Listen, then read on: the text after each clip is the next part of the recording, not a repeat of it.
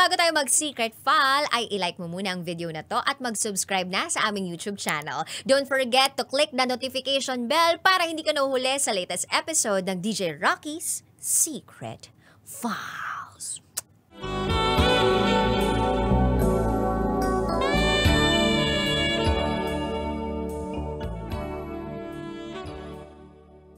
And now, it's time for DJ's Rocky's Secret Files with Titan Jello. Rated SPG, as in Super Pagganern Secret Files.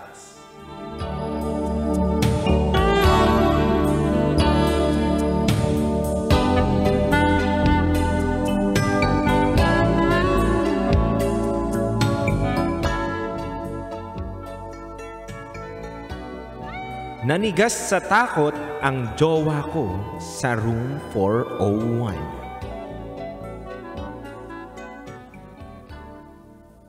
Hi DJ Rocky at DJ Jello. Total Halloween season naman na. Gusto ko lang po sana i-share yung nakakatakot na experience namin ng girlfriend ko doon sa isang motel.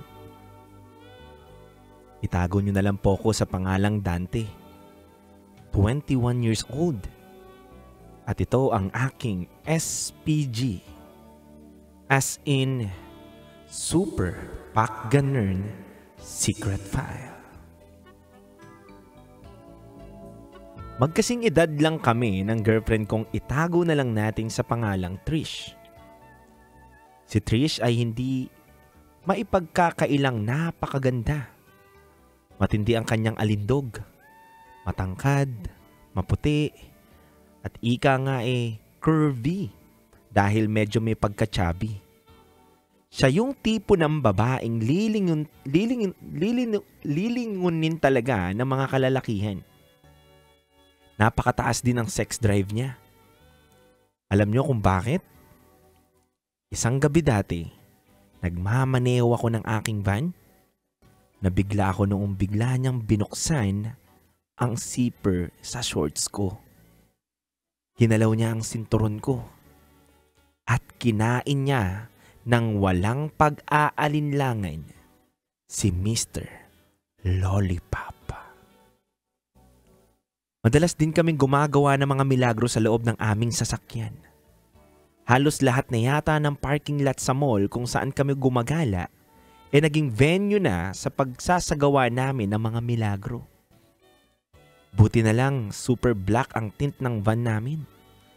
Kaya hindi kami halatang gumagawa sa loob ng mga makamundong bagay.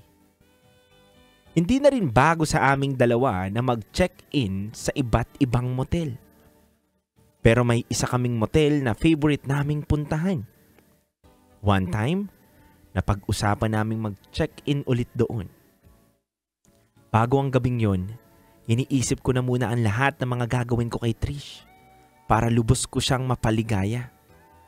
Sa sobrang paghahangad ko na mapaligaya siya, bumili ako ng tablet na nakakapagpatibay ng pagkalalaki.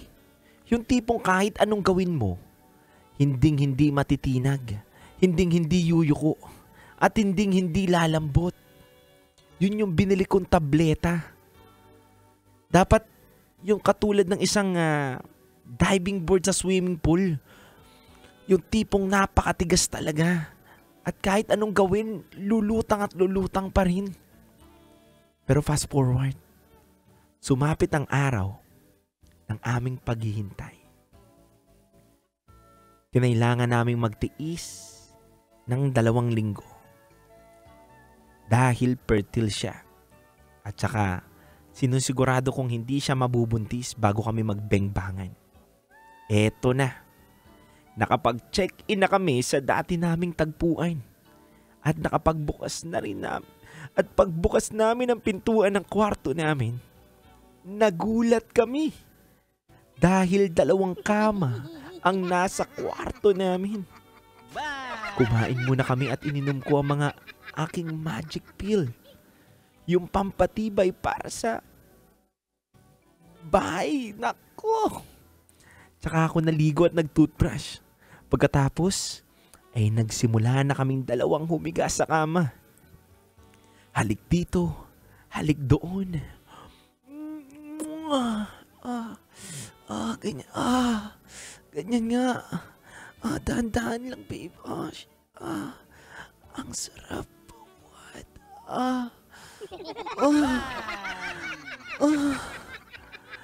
Ungol ng ungol si Trish ko. Hindi naman sa pagbubuhat bangko, DJ Rocky at DJ Jello, pero may skills naman ako sa pakikipag-L. As in love making. Kaya siguradong uungol pa ang aking pinakamamahal na nobya. Lalo na kapag sinasagad at dahan-dahan kong pinapasok sa kanya. Hindi lang yan, DJ Jello at DJ Rocky. Kinain ko ang kanyang ice cream. Hanggang sa hindi niya na nakayanan. Nagmamakawa siya sa akin na, ipasok mo na ulit yung batuta. Please lang babe, ipasok mo na yung batuta. Dahan-dahan lang ulit. At matapos ang 30 minuto ng pagmamahalan, poop.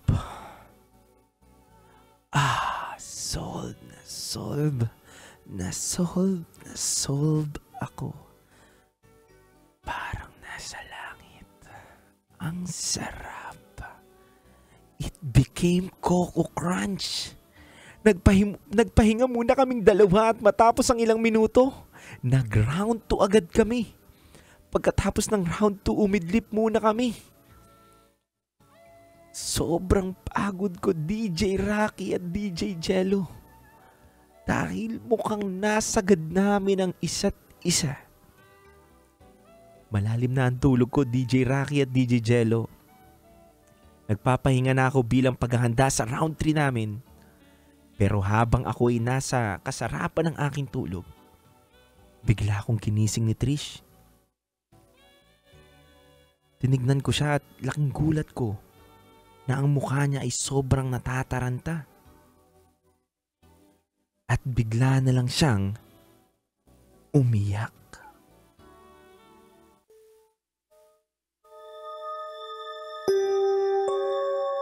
Tinanong ko siya, babe, anyari?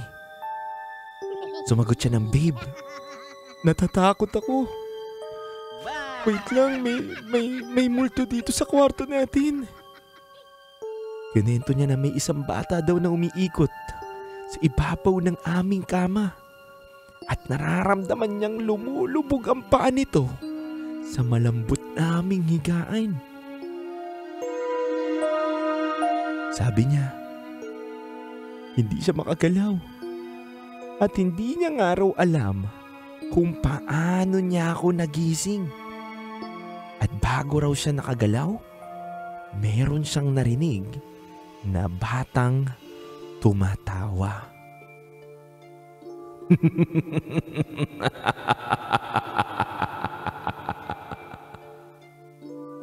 Kung kaya takot na takot siyang napayakap ng mahigpit sa akin.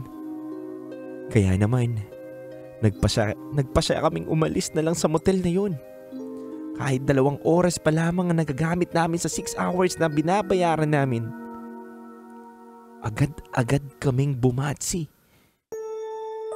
Hanggang ngayon, DJ Titan Jello at DJ Rocky, hindi ko alam kung ano ang nangyari. At kapag bumabalik ulit kami dun sa motel na yun, hindi na raw siya papayag sa room 401. Duda ko, DJ Rocky at DJ Jello, siguro bumaluktot lang ang isip niya noon dahil nga sa sobrang sarap at galing ko mag-perform. Siya ba naman yung dahan-dahan kong ipasok yung malaki kong batuta sa kanya? Talagang siguro mababaliw siya sa sarap. Kaya ang nararamdaman ko, mukhang hindi naman talaga siguro nakakatakot sa room 401.